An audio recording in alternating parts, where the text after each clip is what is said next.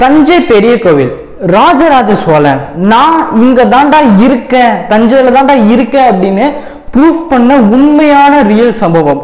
அதாவது ஒரு 100 வருஷத்துக்கு முன்னாடியா இல்ல ஒரு 1000 வருஷத்துக்கு முன்னாடியா இல்ல 1000 நூற்றாண்டுகள் வருஷத்துக்கு முன்னாடி ஒரு உத்தம் கேட்டீங்க அப்படின்னா அதெல்லாம் கிடையாது. 100 வருஷமோ 1000 வருஷமோ நூற்றாண்டெல்லாம் கிடையாது. இப்ப ரீசெண்டா எக்ஸாக்டா சொல்லணும்னா 2018ல ப்ரூஃப் பண்ணாரு, நான் இங்க தாண்டா இருக்கேன், என்னை தாண்டி எதனால நீ பண்ணு அப்படிங்கிற மாதிரி ஒரு உண்மையான ஒரு சம்பவமே வந்து நடந்துச்சு.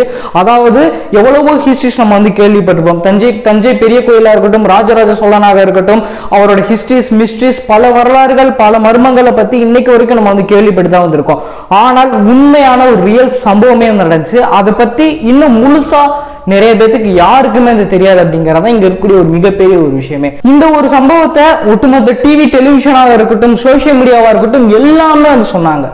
ஆனால் என்ன நடந்துச்சு, உண்மையிலே அங்க என்ன நடந்துச்சு அப்படிங்கிற பத்தி தான் இன்னைக்கு இந்த வீடியோல ஃபுல்லா டீடைல்டு எக்ஸ்பிளைன் வந்து பார்க்க போறோம். Rajaraja Cholan and Thanjai plus combo வீடியோக்குள்ள பார்க்கலாம். ஹாய், நான் கௌதம் அண்ட் ஜி ஹச்.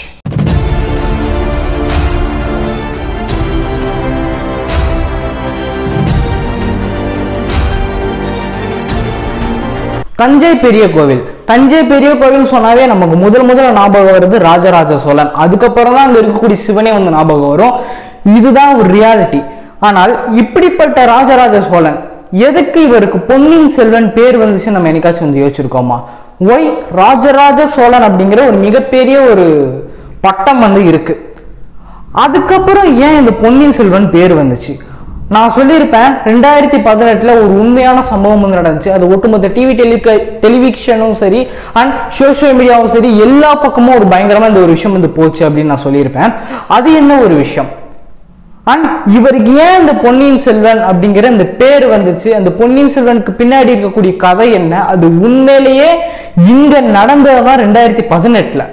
அதாவது வரலாறுல எழுதப்பட்டுச்சு. வரலாறுக்கு அப்புறம் கண் முன்னாடி நடந்தது 2018 ராஜராஜ சோழன் நான் இங்க தாண்டா இருக்கேன், நான் ஒண்ணு கேட்டு அது நீங்க கொடுக்கல அப்படின்னா அது என்ன வந்து தன்னாலே வந்து சேரும் அப்படிங்கிறதுக்கான ஒரு மிகப்பெரிய அடையாளம். அதாவது தான் வந்து கேட்டேன்னா தன்னோட ஊரு கேட்டு நீங்க அது எந்த ஒரு நாடும் எந்த ஒரு ஸ்டேட்டும் நீங்க எனக்கு கொடுக்கல அப்படின்னா அந்த ஒரு விஷயம் என்ன தேடி தானாகவே வந்து சேரும் அப்படிங்கிறதுக்கான ஒரு மிகப்பெரிய வரலாறா தான் இந்த 2018 நடந்த ஒரு சம்பவம்.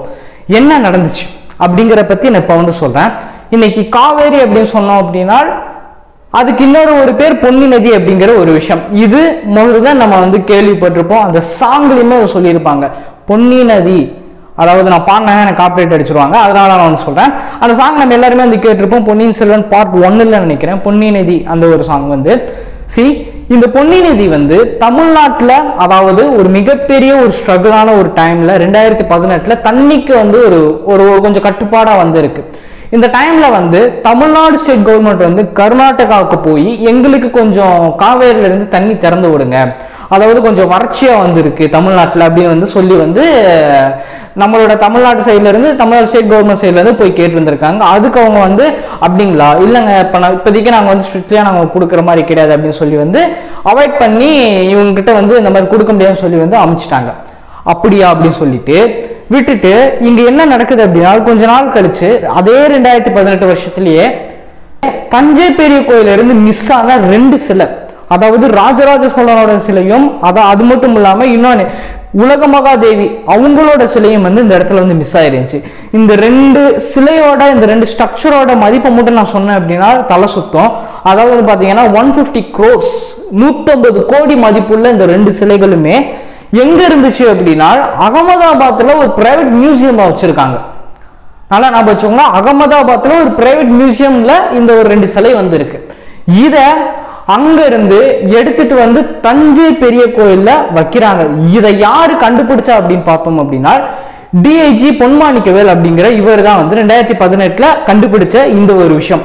அகமதாபாத்ல இருக்கு, இதை நீங்க எங்களோட பர்மிஷன் இல்லாம எப்படி நீங்க எடுத்தீங்க அப்படின்னு சொல்லி வந்து என்கொயரிஸ் எல்லாம் போய் பட் ஃபைனலா ஜெயிச்சது நம்ம சைட்ல இருந்து ஜெயிச்சு அங்க இருந்து அகமதாபாத்ல இருந்து அந்த ராஜராஜ சோழனோட சிலையும் சரி உலக மகாதேவியோட அந்த சிலையும் சரி இது 2 ஸ்ட்ரக்சரோட ஒர்த் ஆஃப் வேல்யூ வந்து 150 crores.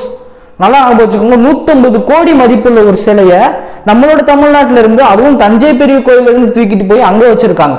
இது எவ்வளவு பெரிய ஒரு விஷயம் அப்படிங்கறத வச்சு பாருங்க. இது வந்து எப்படி நடந்துச்சு இந்த ஒரு மிஸ் அண்டர்ஸ்டாண்டிங் அப்படிங்கிறது தெரியல.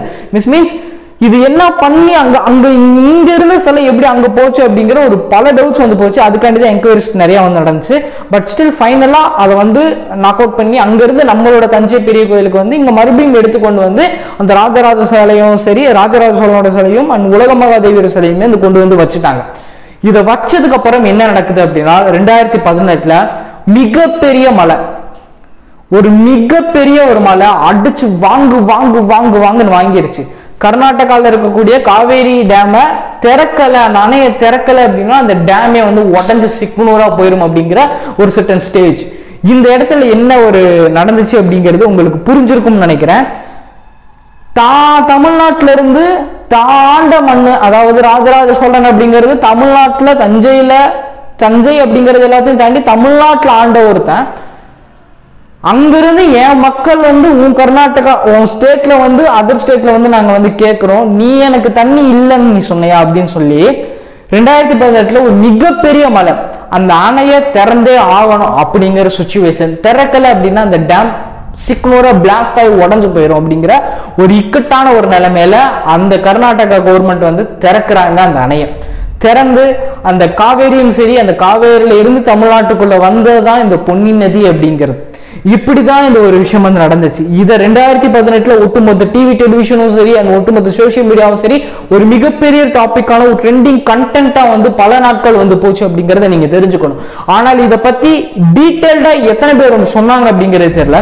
உண்மையிலே நடந்த ஒரு ஹிஸ்டரிக்கு பின்னாடி இருக்கக்கூடிய வரலாறு, அதாவது ராஜராஜ சோழன் தான் இங்கதான் இருக்க அப்படிங்கறத ப்ரூஃப் பண்ணதான் இந்த ஒரு சம்பவம். அதாவது அகமதாபாத்ல இருந்து அந்த வெறும் 2 சிலையை தூக்கி கொண்டு வந்து நம்ம தஞ்சையோட பெரிய கோயில்ல வச்சதுக்கு பின் இப்படிப்பட்ட ஒரு சம்பவம் வந்து நடந்துச்சு. நான் இங்க தான்டா இருக்கேன், என் நாட்டுல தான் இருக்கேன், என் தஞ்சையில தான் இருக்கேன், என் தஞ்சை பெரிய கோயில்ல தான் வந்து இருக்கேன் அப்படின்னு அவரே அடிச்சு சொல்லப்பட்ட, அதுவும் மிகப்பெரிய ஒரு விஷயமா வந்து பார்க்கப்பட்டுச்சு. அந்த டைம்ல ஒரு it's very very more sensitive கண்டென்ட்டா வந்து போச்சு.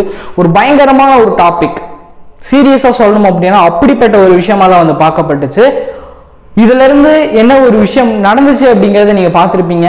கொடுக்காத ஒரு ஸ்டேட்டே தன்னை தேடி வர வச்சதுதான், இந்த பொன்னி நதியை தான் இடத்துக்கு வர வச்சதுதான் ராஜராஜ சோழன் அப்படிங்கறத நீங்க தெரிஞ்சுக்கோங்க. அண்ட் இன்னைக்கு வரைக்கும் மர்மங்களாக இருக்கட்டும், மிஸ்ட்ரிஸாக வந்து இருக்கட்டும், அந்த கோயிலை பத்தி நம்ம பேசணும், அப்படி பேச அந்த டாபிக் தஞ்சை பெரிய கோயில் எடுத்தாவே அப்படி கூஸ்பம்ஸ் ஆகும். ஏன்னால் அவ்வளவு விஷயங்கள் வந்திருக்கு. தோண்ட கிடைக்க வந்துகிட்டே இருக்கும். தோண்ட ஒவ்வொரு விஷயங்களும் ஒவ்வொரு விஷயத்துல வந்து கிடைச்சிக்கிட்டே வந்திருக்கும் அப்படிங்கறதா ஒரு மிகப்பெரிய ஒரு விஷயமே.